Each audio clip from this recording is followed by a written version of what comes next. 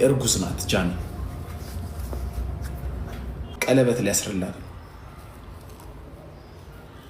ስለዚህ አዶናይ ኤቭሪቲንግ ላይፍ ላይ የምታሳልፈውን ቲክቶክ ላይ ሼር አታርግ። ከጃኒ ጋር ተጣላ ኢትስ ኦኬ።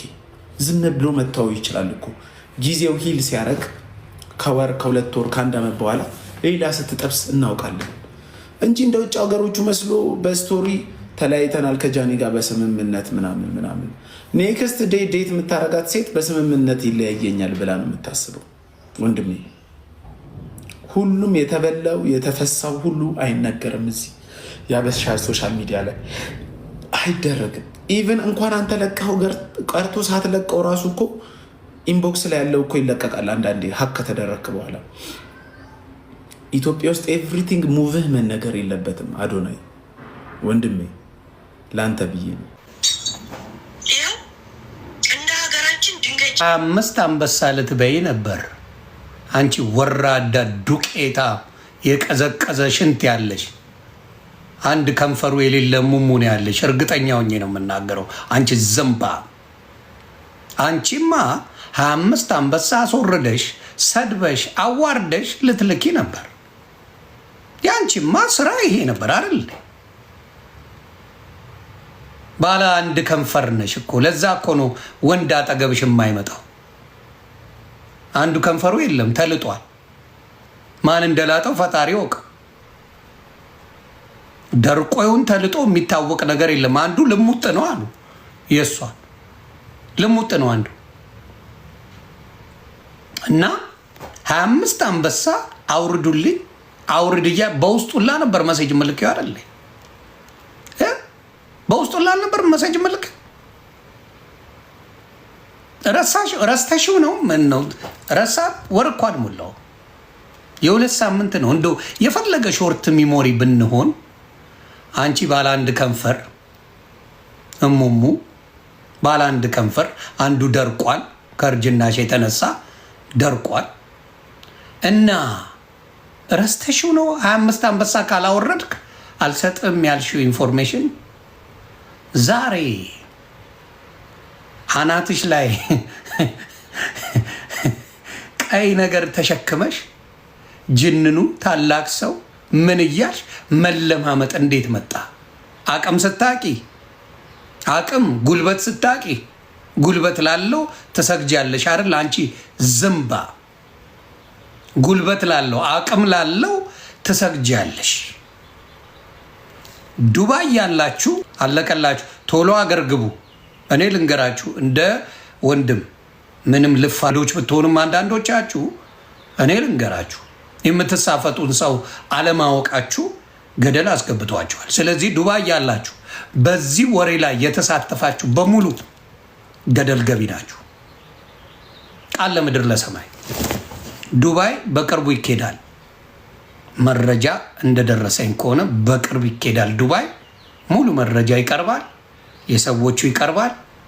ከፍለው ብዙ መከራ ደርሶ ያ ተግባባል።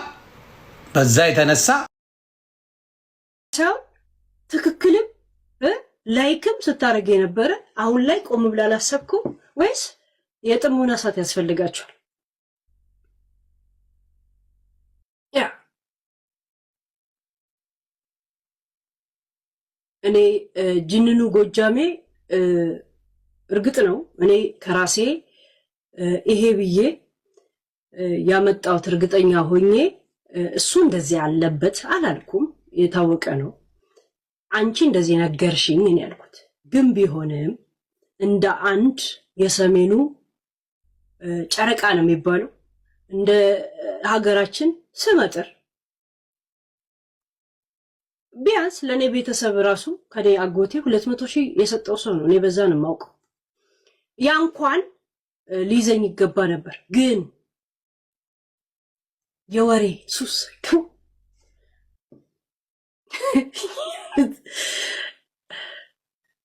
ያ ኃላፊነቴን አስረስቶ እንደገና ደግሞ ስብዕና ወይም ደግሞ ለዛ ሰው አለመቆርቆር ምንም ቢሆን እኮ የኔ ሰው ነው እንዴት አለማለቴ የእውነት ስህተት ነው።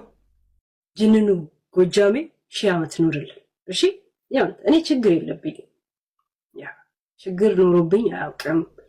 ተናግሬያለሁ። አጀንዳዬ አይደለህም። እንትና እንደዚህ ልጉዳውና እንትና ልጥቀመው የሚል ፖይንት የለኝም። የተነገረኝን ነው የተናገርኩት እንጂ you are not my agenda። ሌላ ተልኮ የለኝም። ሶሪ። እሺ የእውነት ሶሪ። ሶሪ ብለናል። እንዴት ነው? በወታደር ነው? እንዴት ነው? በወታደር መልክ ነው ሶሪ ብለን እጅ ነስተናል፣ ደጅ በተናል እና ጅንኑ ጎጃሜ ሶሪ ብለናል። ያ እና ቡርጂ ከሊፋዎች አላችሁ። ቡርጂ ከሊፋ ቡርዲ ለካ ባህር ነው። ቡርጂ ከሊፋ ዱባዮች አለወሳለም ብያለሁ። አላህ ይኸሌኩም ብያለሁ። ያ ሶሪ። ተረጋግታችሁ ህይወታችሁን ቀጥሉ። እኔም ቀልብ ገዝቻለሁ። የጥሞና ጊዜ ትንሽ ጊዜ ከቲክቶክ ወይ ከሚዲያ እርቃለሁ ብዬ እያሰብኩ ነው። እናያለን።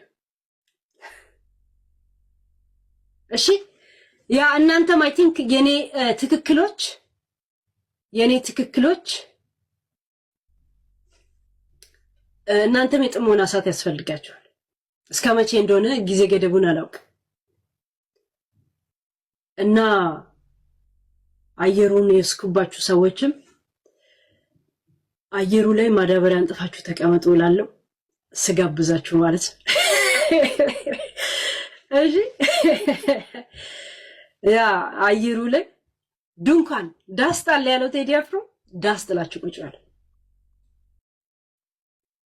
እና ሶሪ ጋይስ እና ጅንኑ ጎጃሜ ለኔ ያስተምረኛል። እንደገና ደግሞ ክብርም ሰጠኛል። ባይዘወይ ያ ክብርም ሰጠኛል። ለምን ካንተ ጋር ነው እየተጠራ ያለሁት ያ እና ከጫፍ እስከ ጫፍ አንተን ተደግፌ ማለት ነው እውቅና ስላሰጠን ይሄን ያህል ቦታም ስለሰጠኸኝ ሲያወራ ሰምቼው አላውቅም። እግዚአብሔር በሚያውቀው እኛ ኤኒ ታይም ሌባ ነህ ብለን ስንል ኤኒ ቤት ብንጠራው ይመጣል። ተስፋዬ ዳረገው የትም ቤት ይጠራ መጥቶ ያብራራው ሌባ ተብሎ እሱ ነው። እሱ አላብራራላችሁ።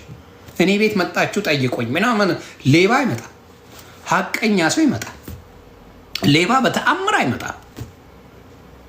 ሀቀኛ ሰው መጥቷል። ተስፋዬ ዳረገው ተጠርቶ ፍቄ ኖርዌይ ተጠርቶ ሌሎችም ስማቸው የተጠራ ተስ እንኳን እንደዚህ ውስጥ የለበትም። ተስ ጀርመን ተጠርቶ ተሴ ተጠርተው ቀጥታ ሁሉም መማር ተጠርታ መማር መታለች። ኦልቭም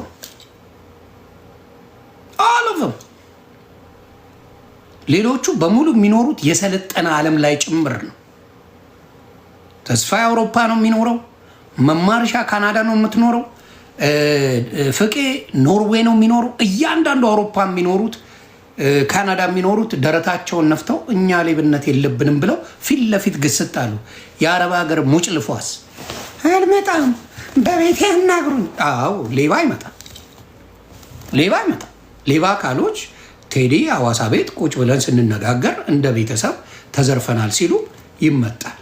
አየህ፣ የሰለጠነ አስተሳሰብ ሁልጊዜ የሰለጠነ ነገር ያልሰለጠነ የዶሎዶመስ ምኖቹ አረብ ሀገር የሚኖሩ ምስኪኖች ንግስት ሲሉ የእውነት ይመስላቸዋል። ቤታቸው ላይ የራሳቸውን ንብ ነኝ ቲክታክ ላይ መለመን እኔ እንደ ንብ የምሰራ ነኝ ብላ ዱቅ ጌታ ሆይ ድረስ ንብ እዚህ ጋር ተደርጎ በሰርክል ሀቢባ ተብሎ ተጽፎበት በሰርክል ላይ ንብ ነኝ በጣም ነው የምሰራው 24 ሰዓት ቲክታክ ላይ ተጠዳ አንድ አበባ ታይም እንኳን ለልጆቹ የላት ሲበጠረቁ ሳይ በጣም ነው የምሰቀው። ስለዚህ ተስፋዬ ዳረገው አንድ ቀን ጌም ሲጫወት አይቼው አላውቅም። አንድም ቀን እኛን ሲያስቸግር አላውቅም። የሆነ ቦታ ላይ ዘርፋል ሲባል ሮጦ ነው የሚመጣው። ጠይቁኝ፣ በማስረጃ አምጡ፣ ጠይቁኝ እያለ ነው የሚናገረው። ምንም እንግዲህ ባልነው ቦታ ላይ የመጣ ለተጠየቀው መልስ ይሰጣል። አንቺ አንድም ቤት ብትጠሪ አትመጪ። ለምን ጉድ ስለሚወጣ ተስፋዬ ዛረርጌው ቤት እየመጡ ነው ብራችንን ተበላን እያሉ ተስፋዬ ዛረርጌው ቤት አንቺ ጋር የነበሩ ሰዎች መጥተዋል። ኢቭን የምታስገቢው ሰዎችን ገንዘብ እያስከፈልሽ ነው አንቺ ፔጅ ላይ ማንም ያ ለ15 ደቂቃ ሲገቡ ከፍለው ነው አንቺ ጋር የሚመጡት። ይሄን ዝባዝንኪ ሲያወሩ የሚመጡት ራስሽ ነሽ። መጣ ቲክቶክ ላይ ምናምን ኤአይ ነው ወይስ ምንድነው? የሆነ የካርድ ምናምን አየንሽ ነው ምናምን እያለ ነበር። ደገፍ በይና አስረጅም። ቆይ በመጀመሪያ እኔ ግን በመቶ ምናምን ሺህ የቀጣሁት ያውም ጃኒ እንግዲህ እኔ ዲፕሬሽን ብያት ራሱ ብዙ ሚሊዮን ኢትዮጵያ የተነቃነቀባት ልጅ ናት። ሄለን ግን መጣ ነው አሹልካ የሰጠችው 90 ምናምን ሺህ ኮይን ይሰጣል። እንዲህ አይነት ወራድ እንደዚህም ነው። ግን ተሸነፉ። ቂጡን ነው የለጠለጥ ነው። አስረግጬ ነው ነገር ቆርጠላክልህ ተለጥልጣል። የማሚ የምትባል ገጫት ገራቢ ደንቆሮ ማይ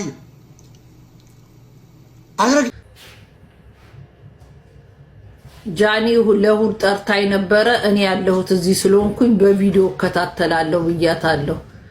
ጃኒ አልጠራችም። አቤል ለማካበድ የማታመጡት ታሪክ እኮ የለም። አይቻል የተቆረጠ የት ብላ ነው ከለንደን ተሳፍሬ ለእሷ ለእሑድ አንድ ጉርሻ ምግብ ለምበላው ልሂድ?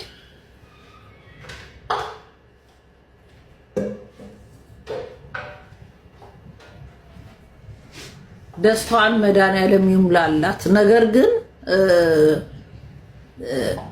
እንግዲህ መከሰስ ካለባት ተከሳለች። እንትና ማነው ተስፋዬ አደርጌውም 3 ልጅ እኔ 1 ልጅ ነው ያለኝ የ3 ልጆች እናት አማኑኤል አስገብታታል ሚስትህን ብላ ላስላስ ያደረገችው እሱም እከሳለሁ ብሏል። እንግዲህ መክሰሻ መንገዱን ካወቀው ማንም ሰው ሳራ ዛሬ ሀበሻ ምትለቃት አይደለም። ህይወቷን እስክትጠላ ድረስ ያስማረረቻት ናት። ጉቺም ብትሆን ለሌላ ሰው አንበሳ የምታወራበትን አጠራቅማ ወገቧን አስራ ጉቺም መክሰስ አያቅታትም። ክሱን መንገዱን ካወቁት እርግጠኛ ነኝ እዛ መሄድ ባይችሉ በኤምባሲ በኩል መክሰስ ከተቻለ ሌሎቹም ከመክሰስ ወደ ኋላ ይላሉ ብዬ አልልም። ስም ማጥፋት የሰውን የሌለውን ነገር መለጠፍ ዋጋ ያስከፍላል። ለመናገር ሰውን አላግባብ ስም መስጠት ያበሸቁ መስሎ የሌለውን ነገር መለጠፍ በጣም ነው የሚያሳፍረው። እና ይሄ ለብዙዎቻችሁ ላይፍ ላይ ወጣችሁ ቂጣ በቀደደው አፍ የምትቀደድ ምላሽ ነው። ማንም ይደውለው ዋሽንግተን